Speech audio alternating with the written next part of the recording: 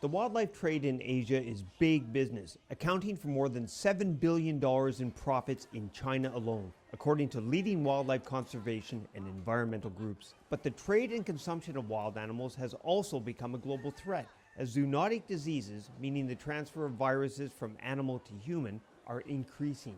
Most experts are calling for a ban on the trade and consumption of wild animals. We're not talking about banning deer or duck hunting. We're talking about ending the global commercial trade in wild animals.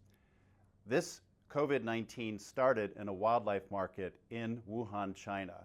The Chinese know it. That's why they closed that market, closed all markets across the country, and have banned wildlife trade and wildlife consumption. Asia's appetite for eating pangolins and other wildlife has led to several virus outbreaks in the early 2000s, including the SARS pandemic. Transmission was believed to have occurred from bats to pangolins and civet cats, before leaping onward to humans. None of the past animal-borne diseases have been as widespread as COVID-19, but doctors are hoping new technology will help in developing vaccinations.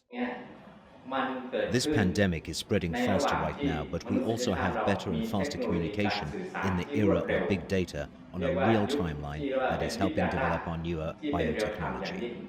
In China's neighboring countries such as Myanmar, wildlife hunting is a tradition, providing food and revenue for local families.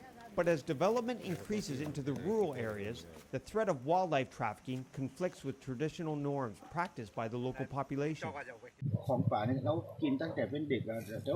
This is our lifestyle. We have no idea about the virus or the disease. It's not our main priority. If they shut down the wildlife hunting, it's going to be tough for us to find food. And we won't have food to feed our children because we live in the jungle. As China begins easing restrictions in former COVID-19 hotbeds, conservation groups say they will continue applying pressure to permanently eliminate the wildlife trade and the deadly viruses that come with it. Steve Sandford for VOA News in Krabi, Thailand.